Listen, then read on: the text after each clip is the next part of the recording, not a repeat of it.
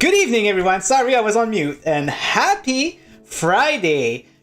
Today is the first episode of iTie 2023, so it's pretty exciting.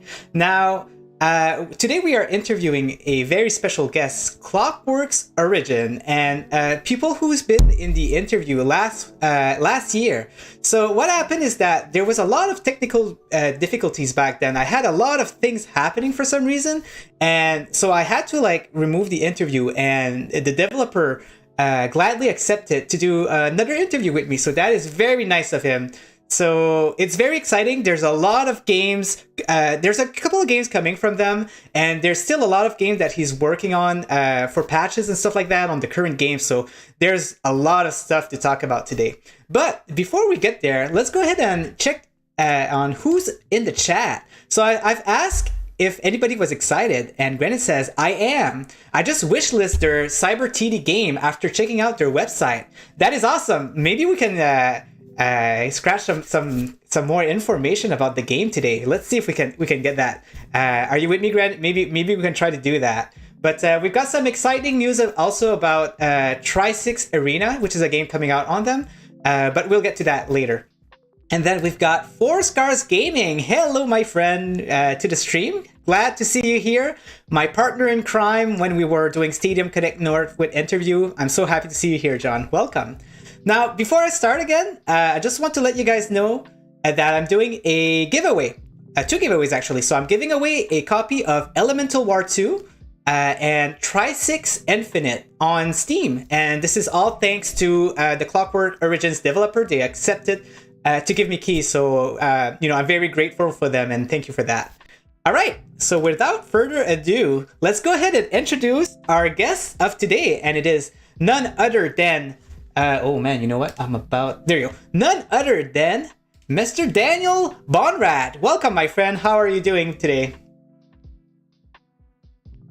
Awesome. That's good. Yeah. So you are on our ITI Indie Time developer interview, and just to let you know, the only thing different from other interviews is that I wear a tie. So that is it. It's very good if I have if I eat and I have a dirty spot on my shirt, I can hide it with the tie. It's like the perfect partner in crime. So here you have it.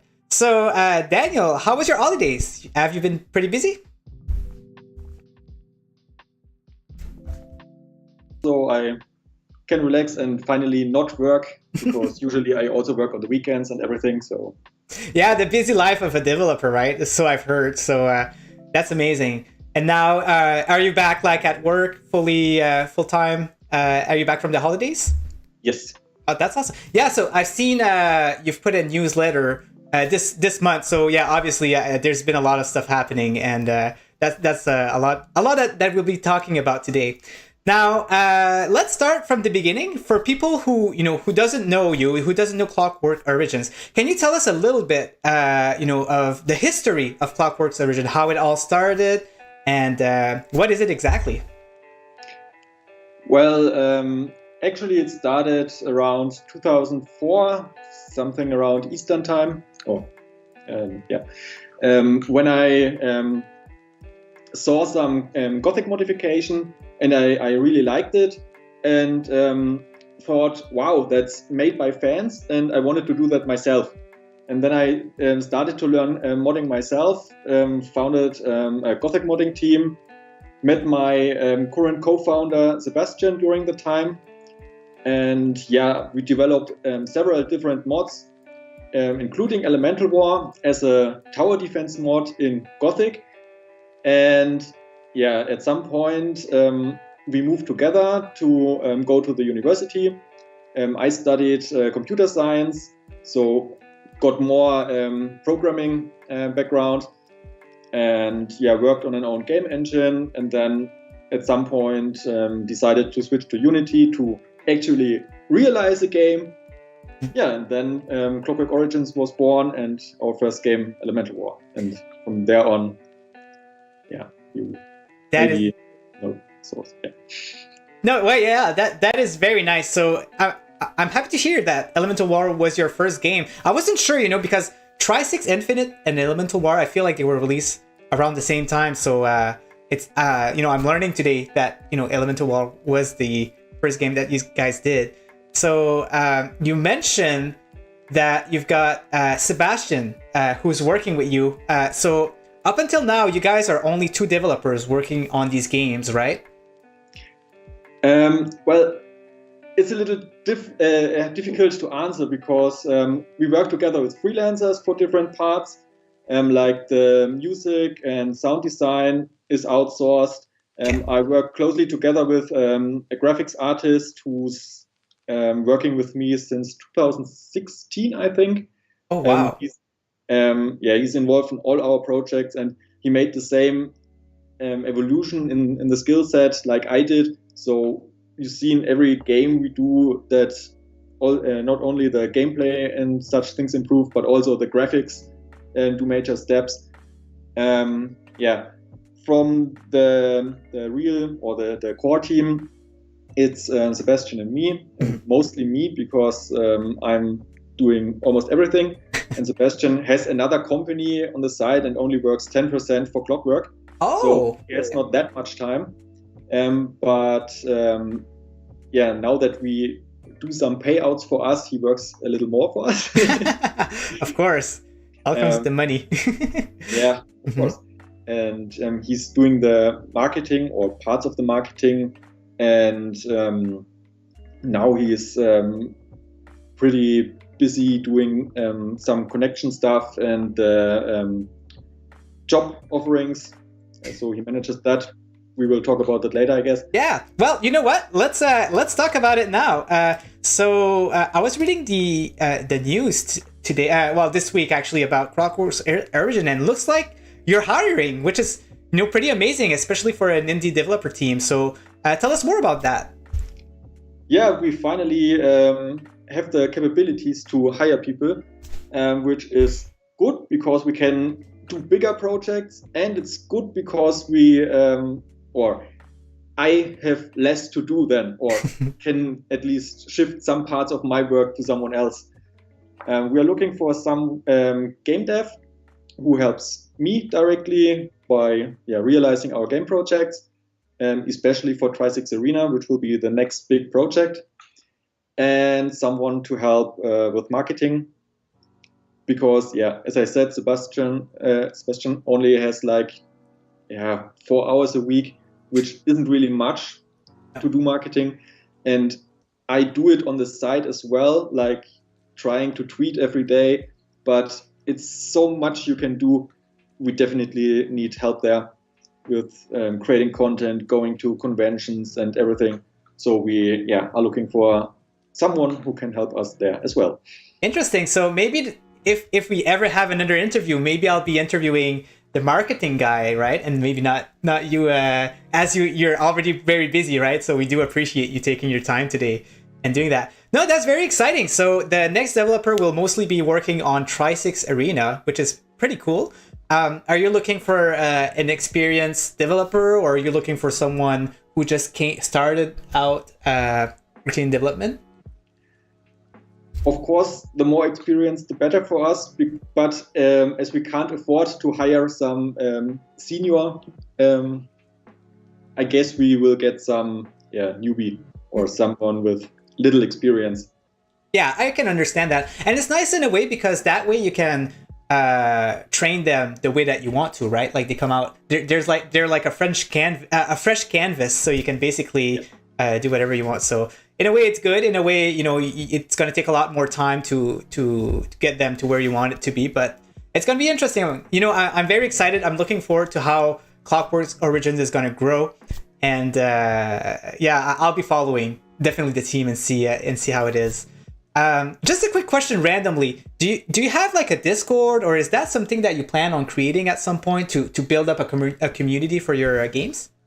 We actually have one, but it's more of a support Discord at the moment. Okay. So people come there when they have questions or problems, but not really community discussions. And so I have the plan since 2 years or so to change that, but it's also something I would need to invest time. So something I hope we can do in the future. But we have one. I would love that for sure, because these games are the type of games that you build a community around, especially tower defense and kind of like not medieval, but fantasy type of games, right? So so looking forward to that also. So maybe we can get all this work on the marketing guy. Might as well dump it all on him, right? That's the plan. I hope it works out. Yeah, exactly. So before we jump into the games, which is the most exciting part, I just want to mention also that, like I mentioned, we're doing that giveaway, and for some reason the Nightbot has not advertised it yet. But to get into the giveaway, all you have to do is put #Clockwork, and you'll be entering the giveaway to get either Elemental War 2 or Xeres F Infinite. So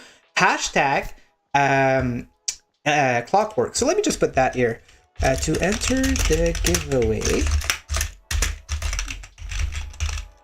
Simply write hashtag Clockwork. Here you go. And I'm gonna pin it in the chat just in case, you know. But yeah, so before we get into the game, I just want to ask you. So you've been talking a lot about supporting your games with the Steam Deck.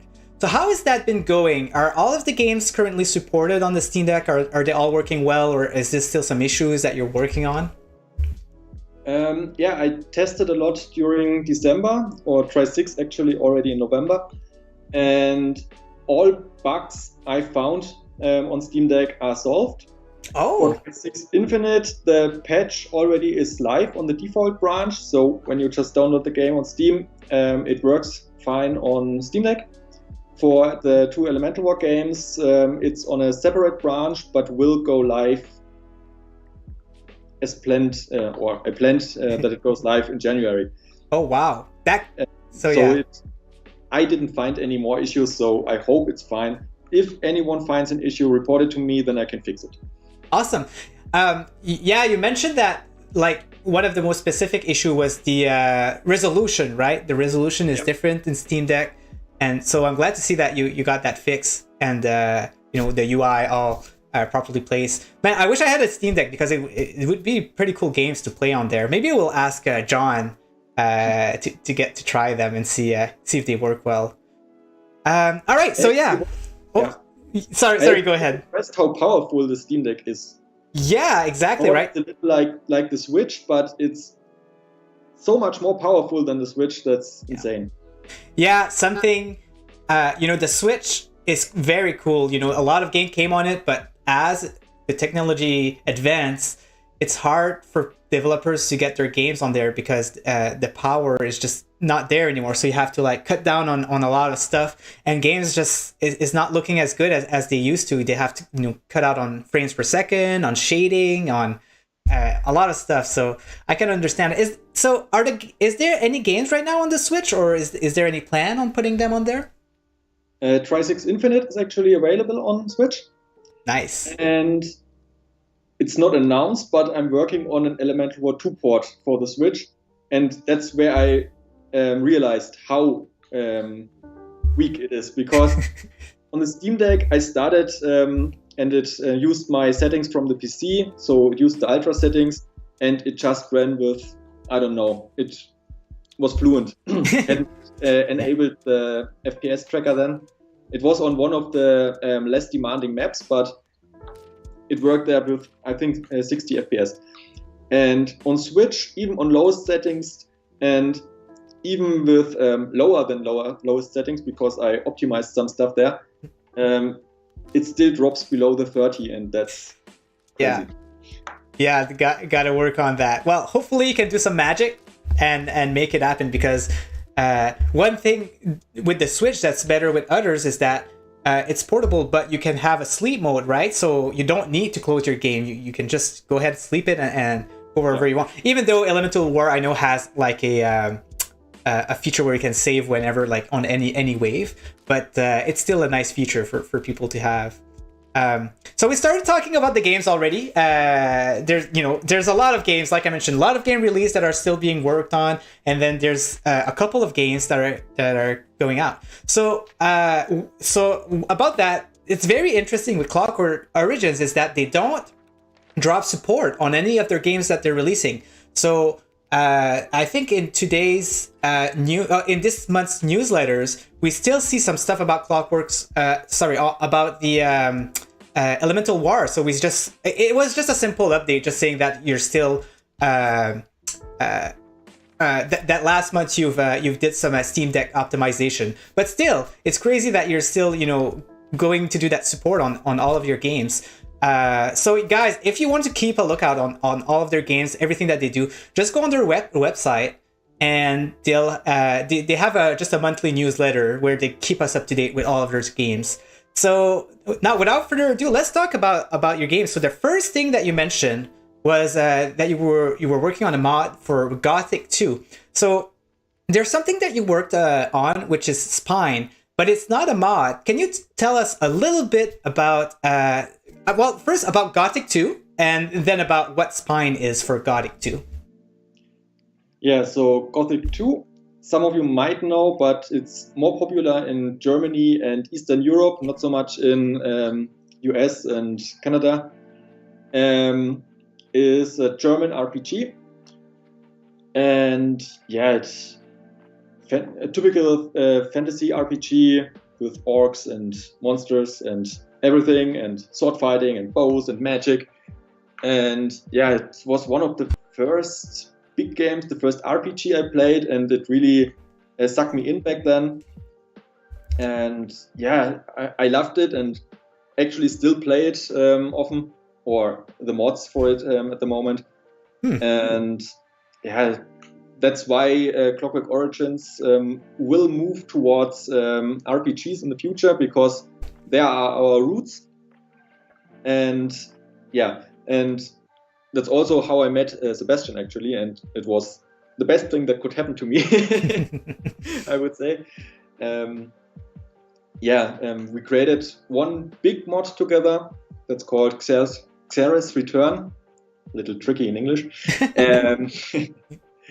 And yeah, that was a beast of a game, because in Gothic and all future games from the developers, you usually have 3 factions you can join. The last one actually has 5, but that's the first time they changed their basic rules. And yeah, you get different quests when you join them, one of the factions. Or factions, not fractions. And we had this idea that we add 5 main factions and I don't know, I think 8 side factions, and they don't only have some quests, but a completely different storyline for this faction. So there you have the main story and different one for the side plot. And yeah, that was so crazy, because one playthrough was already 100 to 200 hours. Wow. And okay. To play all of these factions, you had like 500 hours, which was pretty hard to find testers for it. I can imagine. Oh my gosh. It was crazy. I actually didn't know that you worked on a big mod like that. I was aware of Spine, but I don't think we talked a lot about this specific mod. So it's pretty cool.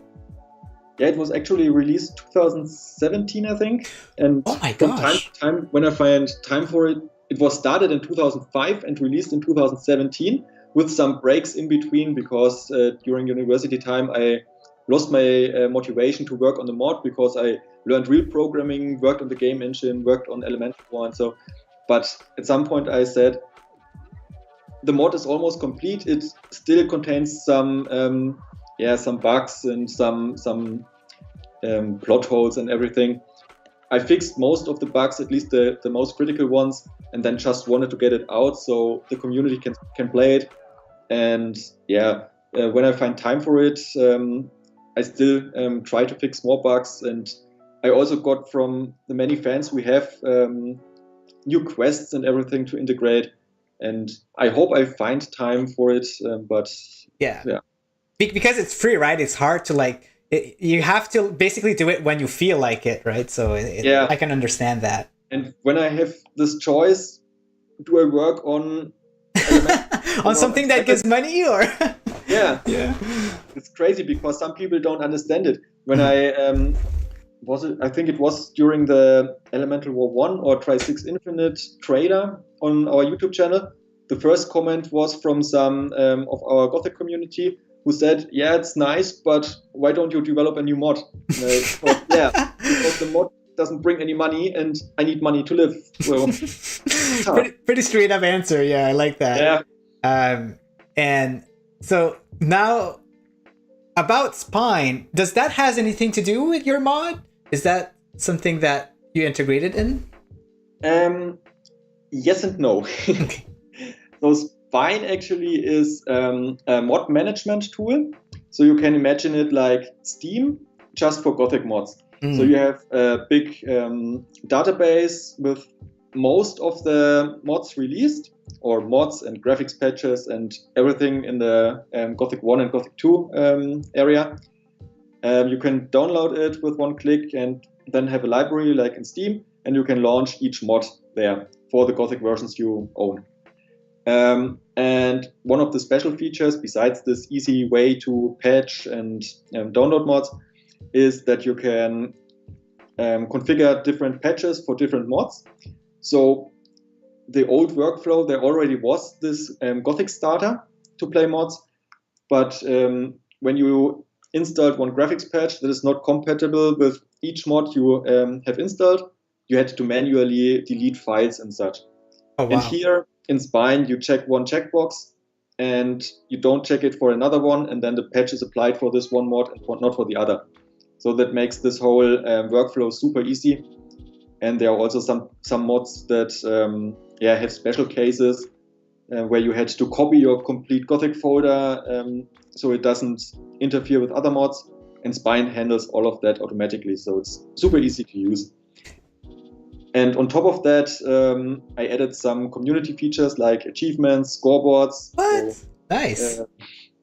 I like the idea. You saw our games, so you know I like scoreboards. Oh my gosh, yes. It's pretty crazy. Yeah. And for CyberTD, I wasn't sure how to integrate them, but I also found a nice way there because I don't want to miss them. And yeah, we integrated most of these features in our own mods, of course, to show them off. And actually, some of the mods that got released after Spine release also used them, and that's pretty cool. Yeah, I like the sound of that. So with that mod, so the thing is that the Spine is actually free, right? Yes. So the thing is, what's crazy is that you're still supporting it. So just like your mod that you mentioned about Gothic, you're taking some time and you're still supporting that mod, which is pretty amazing. Not that mod, but that tool that you have, which is very user friendly. So the last update was done in October. Can you tell us a little bit about what you've added in October?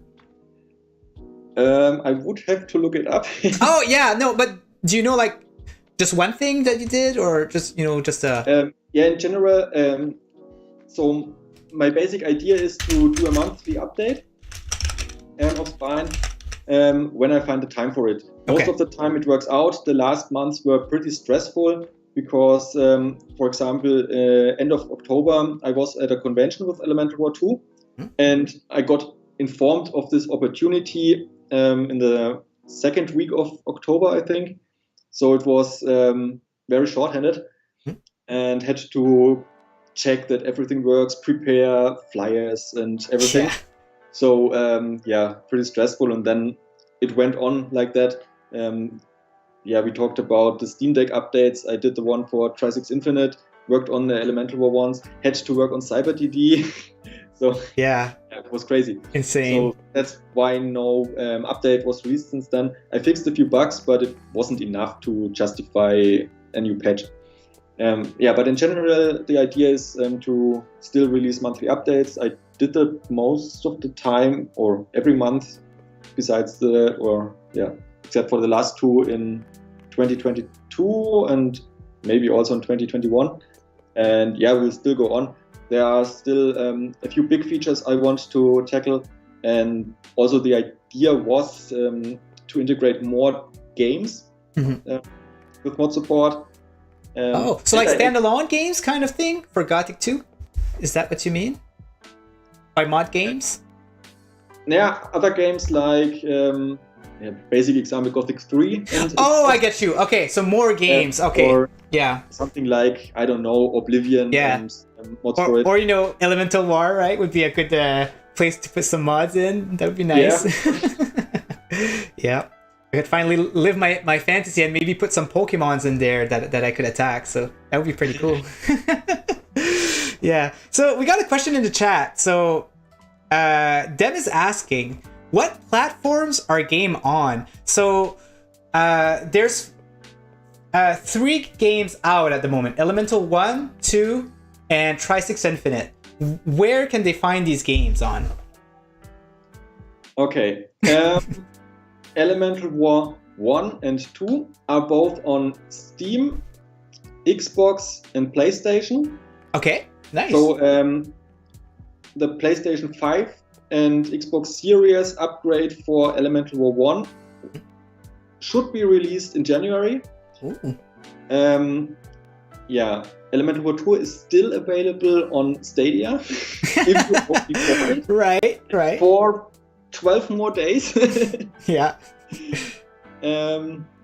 Yeah, and it's also available, or Elemental War 2 is also available in the Humble Store, and Elemental War 1 on itch.io, but we haven't sold much on there. I think on itch.io 1 unit. Wow. Okay. No idea how much on Humble Store actually. Not enough to reach the $100 payout goal. Oh wow. Okay. Yeah. Maybe keep it with Steam and Stadia for for the last 12 days. I know that Elemental War 1 was planned for Stadia, right?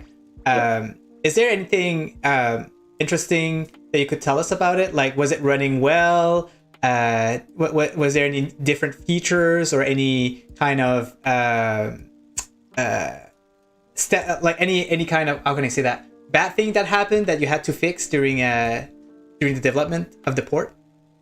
The worst thing to fix for Stadia was the input handling, because Unity added a new input handler in one of the more recent versions, and Stadia only supported the new one. But for Elemental War 1 and Tri-6 Infinite, and when I started also with Elemental War 2, I still used the old one because I had all my code to wrap around it written for this old system. And Stadia only supported the new one, so I had to support both of them, because there also was, of course, it's Unity, and I love it and I hate it. Right, because Unity, it feels like you always have to update it, right? You always have to update your games to the latest version because of the features and stuff, right? Yeah, but it's also tricky because there always are new bugs and you have to work around them, and yeah.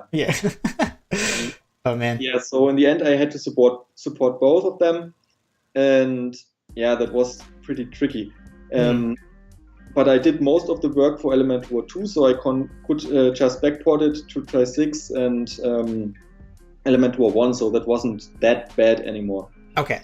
Tri-6 had some other issues because there we had the split screen multiplayer, and there a lot of new issues popped up with the controller assignment. By the way, do you say controller or gamepad? I'd say controller. I would say controller for sure. That's interesting because from what I understand, the way that they detect the controllers is kind of like PC, right? So I'm wondering what was different, from assigning the controllers on Stadia. Actually, it was a problem with my integration with the new input system, but it only appeared or it was detected from the Stadia cert team, and it took really, really long to figure it out, what the problem is and how to really manage it, because the problem was first when you had two players assigned and player one disconnected because batteries were out or something, and rejoined. Then player 2 was player 1 and player 1 was player 2. So they stopped, and that's of course not that great when you control the another vehicle.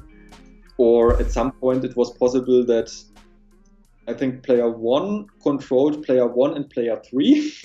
Player 3 controlled player 2. So okay, really, really weird stuff happened there. But I was able to solve all these issues, and that's good. Yeah, we got them out, and we got to play them a lot. Now, Tri-6 is available on PlayStation 4, PlayStation 5, Switch, Steam, itch.io, and on the Microsoft Store, but as creators program, not ID at Xbox, so you won't have achievements there. Is it on Humble also? Okay. I got you. But no, that's nice. So Granite adds a very interesting question here. But what we're going to do first is we're going to go ahead and talk about the games first, so people know exactly, why these questions are here and what the games are about before we jump into more technical questions. So we talked a little bit about Elemental 1 and 2, But can you explain to people exactly what they are about? Just explain to us what type of games they are. Yes. The Element War games are fantasy, medieval. I guess that's basically the same. Fantasy is... okay, there can be difference. A tower defense game. So the goal is to build towers to stop monsters from reaching some certain portal. And therefore you have different towers. Elemental War has this spin that you get elements. Yeah, I love that. By defeating elementals. And there are 7 different elements like fire, water, nature. And when you have one of these elements, you can build the element tower like a fire tower. And when you have 2 elements, you can combine them to a new tower, like fire and water is a steam tower that deals water damage in a complete area around it. And you can even add a 3rd element to it. So in total, that makes 65 towers, if I'm correct. Oh my gosh! Wow. And each of these towers can be upgraded twice.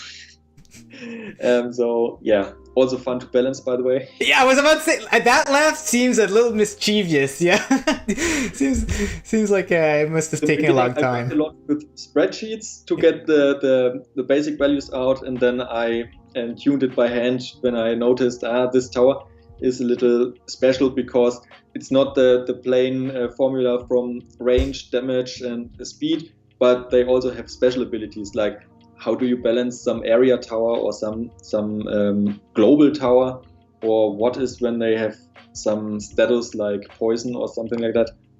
It's really tricky. Yeah. And then Element War 1 had 3 game modes.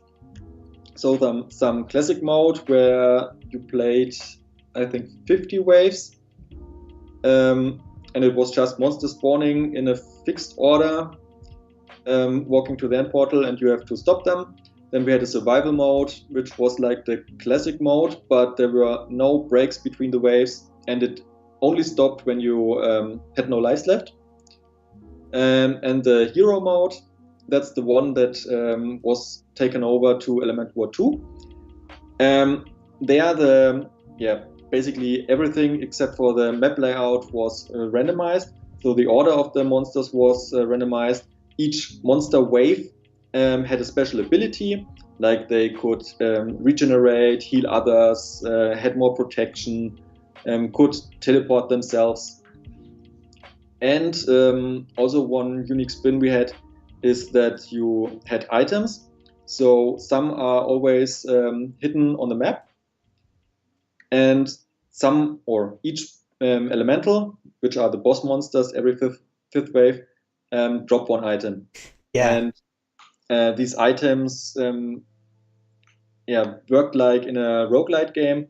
So they dropped randomly, and you could unlock more by solving quests.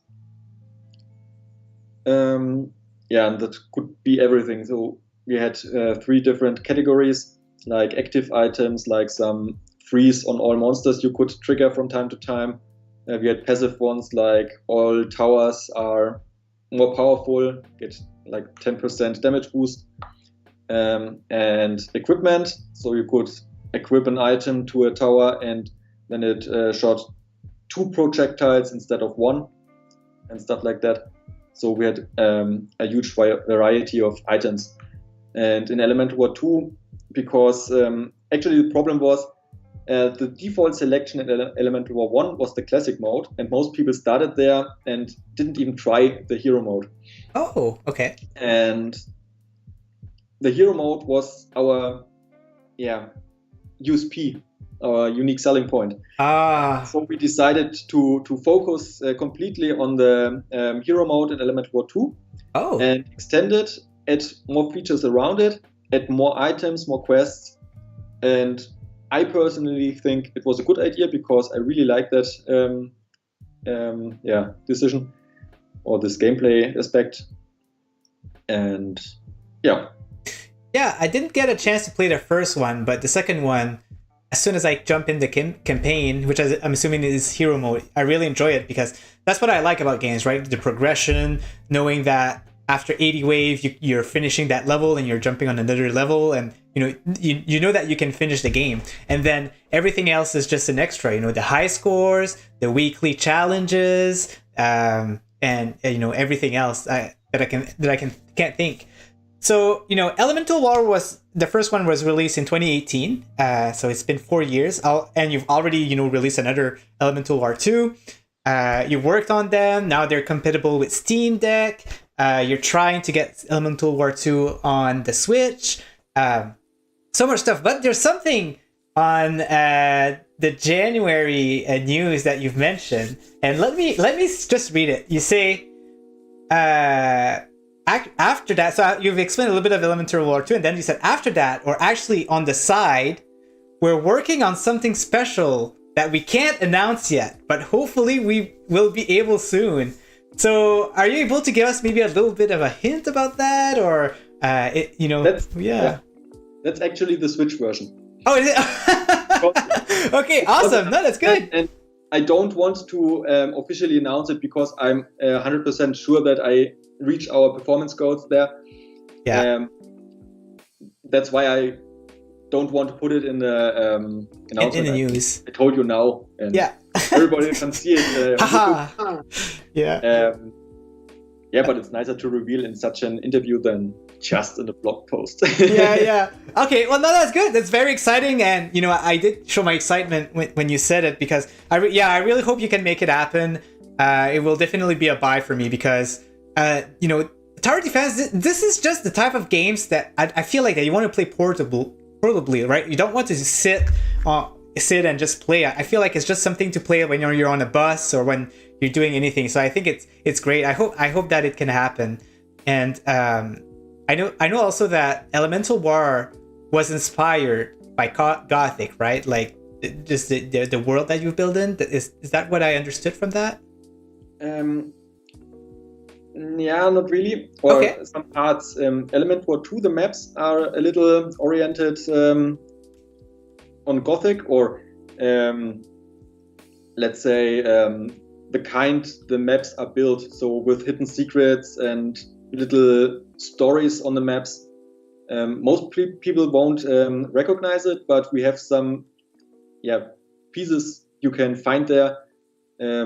So there are some places with some arrangement of there's a card and some blood next to it, and what happened there? It's even like in Dark Souls when you find some location and you don't explicitly get some story. Let's call it environmental storytelling. Ah, gotcha. Oh, that's cool. Buzzword for it. I didn't know that.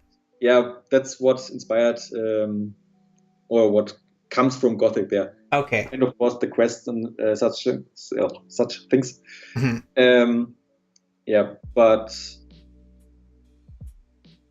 the basic idea for Elemental War comes from CyberTD, which was a Warcraft 3 mod. Oh, no way! I didn't know that. Cool. So it makes sense. Yeah, that's cool. All right, so enough about Elemental War. Let's talk about Tri-6 Infinite. Now that's my type of game. The arcade style, the high score you have to beat a competition. I really love that. Can you tell us a little bit about the game? Yes. Tri-6 Infinite is an endless racer based in our cyberspace environment that's Tron inspired. And the basic idea is that you drive some track with randomly distributed obstacles you have to avoid. You have to survive as long as possible. And to make it even harder for you, virus vehicles spawn there that try to defeat you. And to be able to survive, you have, like in Mario Kart, some power-ups you can collect. Some of them you have to unlock, some meta progression. These are missiles, mines, a shield power-up, a speed power-up, and stuff like that. Yeah. And with those you can beat the various vehicles. Yeah, but the trick is, when you unlock these, there's something, right? That's bad about that. Yeah, because the virus vehicles can also get them. That's dangerous. Yeah, it definitely can be. Yeah.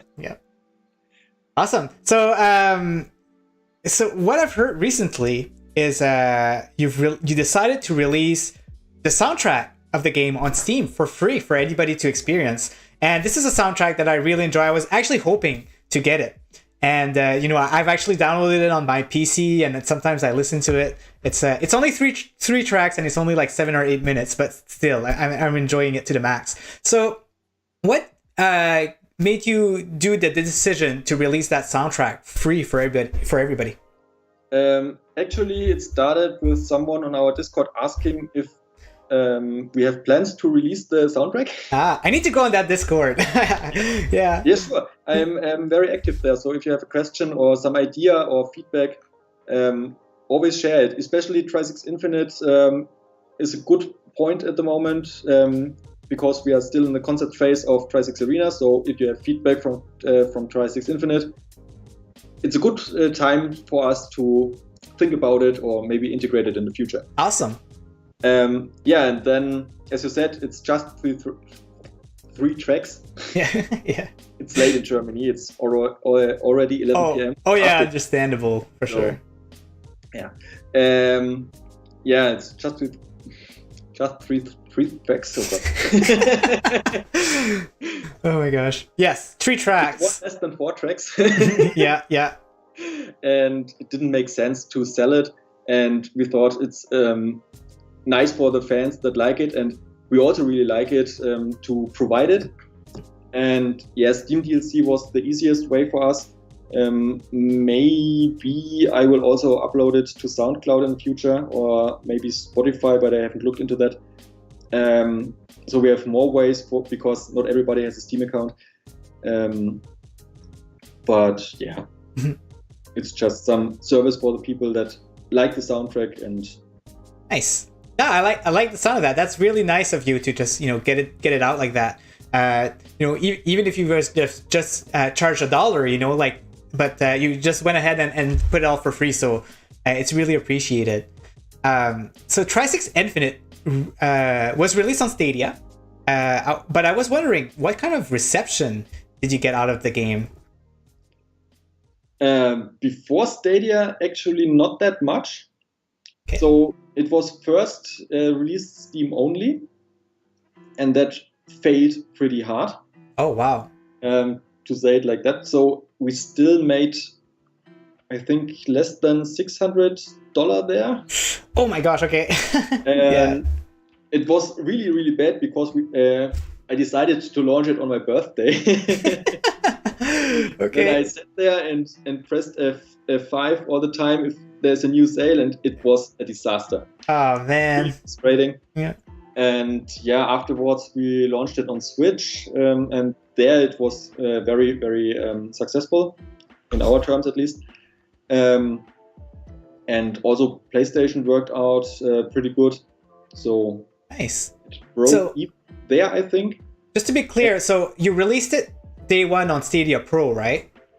Yes. Okay. So all of the reception and all of the income came from Stadia Pro.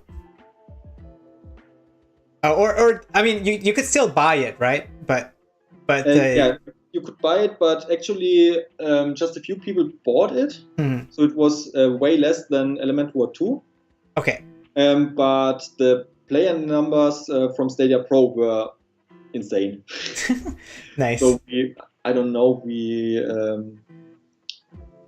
I think, so we have our Clockwork accounts to kind of track how many people played it. Yeah. And of course, not the accounts are optional, so you don't need them, only for the scoreboards, and not everybody registered there. But I think we started with, I don't remember exactly. Yeah, me too. I'm having a blank. I'm pretty sure that like the first few days you were at about 200, but then it got up to like, I know you guys got more than 500 players, I think, on Stadia, right? So end of 2021, we had 550 accounts associated with Tri-6 Infinite, and now we have more than 4,000. So wow. Stadia basically 8 times or 7 times were added. Yeah, that's amazing. So yeah. Granite had a question here for Stadia Pro specifically. So the way Stadia Pro works is that you were getting, I don't know if you got paid, but you were getting paid per session, basically per play session. So the more people use it, the more they got, the more you get paid. So I don't know if you're allowed to mention it. If you can't, that's totally fine. But he's asking here, is Clockwork Origins still getting paid for Stadia Pro play sessions? So as of right now, are you still getting some income from Stadia? Or you can also talk about if they did anything about the closure also. So we don't get paid anymore, but we got for the first month, and we got some, how do you say in English? I don't know even the German word at the moment. Some compensation? Oh, there you go. Yeah, nice. For the remaining 5 months, it would have been in Stadia Pro, or at least been there. 6 months is the default value, and if it performs well, I think it could get extended. And yeah, even the first month was so much more than we expected. How is this one guy on Twitter called that always does this statistics? Oh, is it there's Jack that does the statistic, and there's the German in lead who does it also. No, it was not in lead. Okay. Then what? This Jack the Slit is the other statistic guy. Yeah. And he did some rough estimation based on the high scores, I think. Yeah. And it was way more than that. Wow. And Stadia used that value as some base to estimate what we would have made in the future 5 months, and we got a payout, or will get the payout, but it's all set up for that. In a month. Around. Okay, that's amazing. I'm happy to hear that. They're compensating for you guys. It didn't happen for everyone, so yeah. That was one big factor that allows us now to expand the team. Oh, perfect. Yeah, that's good. No, happy to hear that. And, happy to see how successful Stadia, well, maybe not successful, but how much Stadia is going to help in the long run, even though at the moment it's closing down and stuff. At least it made an impact. It's crazy. I didn't expect that much money coming from Stadia. I only had the numbers from the sales from Element War 2, so without Stadia Pro, and that one performed still better than on Steam. Oh, wow. Stadia, okay. Which already was crazy, but for some reason Steam is pretty bad for us. I don't know what exactly the issue is, because we sold so much more on PlayStation and Xbox, which is also crazy for a tower defense game, I think, but no idea. Yeah, maybe because there isn't many, right? A lot of tower defense game on these consoles. Yeah, who knows? Yeah, and so I didn't expect that much from Stadia Pro as well. Okay, but it was overwhelming. And thinking now about what we lost for the future, because we still planned to get Element War 2 in there. We hoped to launch Element War 1 in Stadia Pro, and of course our future games CyberTD and Tri-6 Arena also were planned for. Yeah. And I think we will come to CyberTD as well, and we wanted to really integrate crowd choice there, so we designed actually some co-op mode, so you can play together with the community or against the community, so they control player 2, which we can't realize now, or we will try a Twitter integration, of course, but not crowd choice anymore. Yeah, it's breaking my heart to see, all the plans that you had for it and everything. That's crazy. But with all this experience, if you ever get the opportunity to go on another subscription service, at least what kind of reception you might have out of it. So if you ever get approached, at least you got that experience. So it's kind of nice in that way. Yeah, absolutely. All right, so it's time to talk So we talk about the old game, out with the old and in with the new. Let's talk about the new games that's coming out. So you talked about CyberTD and Xeres Arena, and you also talked about open world game. So I think we'll have, you took it out. We'll have to talk a little bit about that. See if we can get anything out of you. But so yeah, can you just give us maybe a brief explanation of what CyberTD and Xeres Arena is?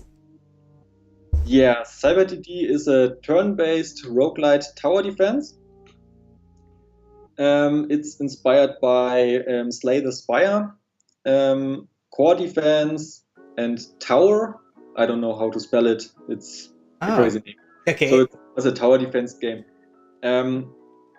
You play just one tower. It's turn-based, so you defeat a wave, which will run automatically. And after that wave, you get a selection of 3 upgrades, or that amount is upgradable. Yeah. And you have to pick one of these upgrades that will improve your tower or your abilities. So you also can unlock abilities during the game. Then you defeat the next wave and get a new upgrade. With level ups, you get more upgrades. You can unlock ability slots up to 4. You can unlock more weapon slots. Then there are boss monsters you have to defeat, and those give you either an ability or a weapon. And so you can get more weapons, more weapon configuration. So you can change your loadout. You start with a blaster. Later you get some laser. And you can combine them, so you have blaster and a laser on your tower, or you choose to use 2 lasers, and then you have different upgrades for each of those weapons. That like really crazy combinations and stuff like that. Oh yeah! Oh, the crazy combination is coming back. I see. But oh my god, this is amazing, because honestly, I thought it was going to be an elemental war game with just a quote of cyber just futuristic on it, but no, it's totally a different game with the cars and the roguelike type of gameplay. So this is really interesting me. Really interested to see what's going to come out of that for sure. Yeah, the roguelite aspect is similar. So we also had it in Elemental War, but it's a completely different experience. Yeah. Looking forward to it. The turn-based compared to the real-time part with pause function is different. We actually decided to use the turn-based because it's easier with the crowd choice integration. I see. We had to Stadia had this limitation that you have to have the pulse up for crowd choice at least 30 seconds, and it's a little tricky to do without turn-based. If you are faster than 30 seconds, then with latency and everything, right? And so we built up on that idea and build the game around that. So it's especially sad that there's no crowd choice anymore. Yeah, so it's cool because so you could basically run. I'm gonna assume that you could basically run a Twitch account with the game on, and you would let the crowd choice run, and then you just let the game play, right? Nobody can just need to be there and control the game. They could just decide on everything, but maybe not. That's what I thought. Work, Oh, it would. Awesome. Granite is asking, tell me about this multiple personality AI. I'm kind of interested about that. Are you able to dig deeper into that? Well, the complete background story, so it's the first time we will have voice dubbing in English, or all, and it will be in English. And we have this drone that will lead you to the first steps of the game. Yeah. And it has a split personality. It was an old killer drone, a virus killer drone. Its name is Viking. Nice. Virus killer engine, actually. That's where the Viking comes from. And it will pop up from time to time, tell you something about the features in the game or the gameplay. It will tell you something about the world, the background stories, some enemies, stuff like that. And it has a split personality. It will change from time to time. There's the more speaky version. I wanted some claptrap Borderlands. Yeah. We kept him a little down so it's not too annoying. Nice. And we have the more how do you say? Do you know? I'm not English either, so I'm probably going to be bad at helping you. But there's this movie. Oh, it's also a book actually with robot. I don't know. I only know the German title. What? Let's Google it. Let's Google it. Yeah, for sure. Meanwhile, the reason why Granite is asking that is because he actually works with mental health patients. So he's always interested to see mentally challenged people in games and understand what's happening. So that's cool. So yeah, what's the name of that movie? The Hitchhiker's Guide to the Galaxy. I never watched it, but yeah, it's a very popular one for sure. Yeah. Nice. And there's this robot that is more depressive, and it's not that bad in the game. Okay. But he's more the calm down version, so more the analytic one, and the other one is the crazy guy. Yeah. He says, I'm kind of picturing Wheatley from Portal 2. It's been so long. There's also some inspiration. I'm also thinking of the AI in Warframe. Warframe has an AI in there, and he kind of has like this weird... I think he's like broken, and sometimes he say like really weird things. So yeah. I only played Warframe for an hour or so. Oh wow! Okay. Yeah. Okay. So basically, I think we're gonna go with one last question, and maybe just talk a little bit more about these games. But can you tell us a little bit more about Tri-6 Arena now? Yeah. So it's tricky because we are still in the concept phase. So the concept is basically done, but we haven't tried everything out. So not sure everything works out as we want. But in general, the arena comes from the new arena mode we will add. So Infinite is actually the Infinite mode, so the Endless Razor mode. That's also the idea behind the name. And there a little background story, because at the university, I already mentioned, I worked on the game engine, and we had a demo project for it, which already was Tri-6 Arena, basically. We worked on a game engine that actually was also already a demo for some multiplayer network framework, or some network framework actually. It wasn't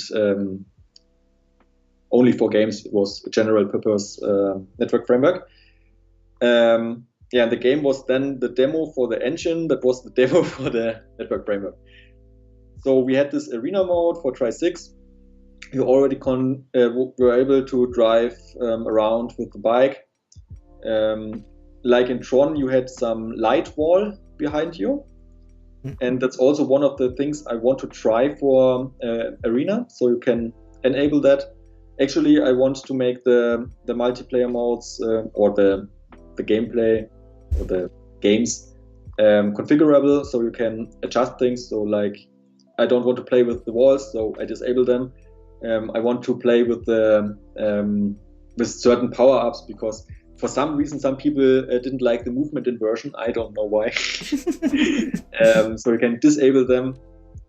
I just found out this week that it's also possible in Mario Kart to just enable certain power-ups, which is pretty cool. Yeah, new feature, yes. Yeah. So you have this arena mode. It's basically a deathmatch where you drive around, defeat each other, respawn, defeat again, and yeah. So is it kind of like Twisted Metal, but you only have like 1 HP? Is that how we could describe it? Yeah, but also the 1 HP thing isn't 100% certain. So Okay. maybe we add some kind of health bar, but I think we will leave it there. Okay, gotcha. So now I'm looking for the title to be Twisted Tri-6 or something like that. No? No, that looks really interesting. I'm really looking forward to it. It's gonna be cool to have like a Tri-6 environment like that, like a party game, right? Like where you can play with a lot of people and things like that. So I'm really looking forward to it. Now, the $1 million question: can we expect a trailer of Arena anytime soon? Maybe end of the year, but I guess it will be next year. Okay, gotcha. It kind of depends how long we will need for CyberTD to finish it. Mm-hmm. We are almost done with most of the things, but the whole balancing and polishing and some of the contents are still missing, and the balancing is horrible. Oh. Because of the whole upgrade system, and you unlock more weapons over time. So the first waves get easier the more weapons you have, which is good because you are faster through them and can basically start later. But it makes everything complicated because at a later point, the waves have to get harder faster. Mm-hmm. So the more weapons make more sense. So it's not done yet. Yeah. So yeah, and then it depends when we find our employees or the second dev, how fast he gets to speed and can really help on the project, how fast we get something showable done. Yeah, no, for sure. As CyberTD also plays in the same universe as Tri-6 Infinite and Tri-6 Arena. Ooh. So we are extending we call it Triverse now. Oh man, Tri-6 lore, I love that. Oh man, yeah. I love this world, honestly. I really, really enjoy it. I'd love to know more about the story, of this place. Tri-6 Infinite actually has no real story. We had some ideas in mind, and our graphics artist, when designing certain aspects like the virus enemies, so the vehicles and the as you see in the trailer, the stompers and everything. Mm-hmm. And we talked about it and kept it in mind, but we didn't explain or tell anything in the game. And we will start with that in CyberTD, and we want to go on with that in Tri-6 Arena then. Mm-hmm. And yeah, we can take a lot of the graphics work from CyberTD also to Tri-6 Arena. So basic level objects or shaders we created now, or the whole tech stack, which is completely new again, how we handle all the stuff. So we might have something to show off pretty fast, mm-hmm. but the real gameplay will take a while. Okay. Yeah. So maybe we will fake some stuff. Yeah, do some magic, right?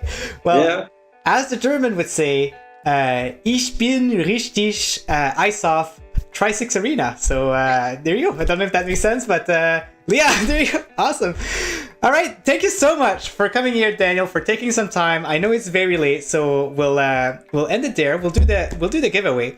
Guys, to get in the giveaway to win a copy of either Elemental War 2 or Tri-6 Edit Infinite, all you need to do is put #Clockwork to get a chance to win. But yeah, Daniel, really appreciate it. And whenever we're closer to the release of a new game, maybe I could get you back here, or maybe have your marketing guy here, and learn more about these games, because honestly, this interview just made me more excited about the game. So very excited about it. Maybe we'll just come both. So marketing guy and I. There you go. By the way, just want to mention it. The Infinite mode will also be part of Tri-6 Arena, and we will improve on that as well. So yeah, that is also very exciting. So the more modes you get, the better, of course, because you get to experience a whole game. All right, so let's go ahead and do the giveaway here. So we're doing Tri-6 Infinite and Elemental War. So good luck to everyone. It's if you want to enter, it's #Clockwork, but we're gonna roll right now, so let's do it. So the winner of Elemental War is Granite. So Granite, all you have to do is just put something in the chat, and you win a copy of Elemental War. There you go. So he says this interview was both fun and educational. Perfect, Granite. Congratulations, you win a copy of Elemental War 2. And let's see who's the lucky winner for Tri-6 Infinite. So whoever has Tri-6 Infinite, you gotta try to beat my scores there. I know that number 1 is beatable. Like, I've been trying, I just can't, but I want to beat that number 1 for sure. So let's see who's the winner here. The winner is Crow Resin. Crow, just put on something in the chat and I'll get you a copy of Tri-6 Infinite. Courtesy of Daniel, of course, who kindly provided a copy. There you go. All right, thank you so much.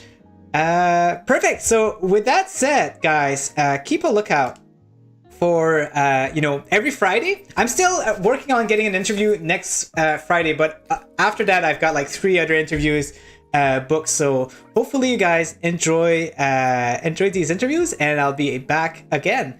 Once again, one last thank you for Daniel for being here, and talk to you maybe later. Have a good one, guys. Bye. Bye.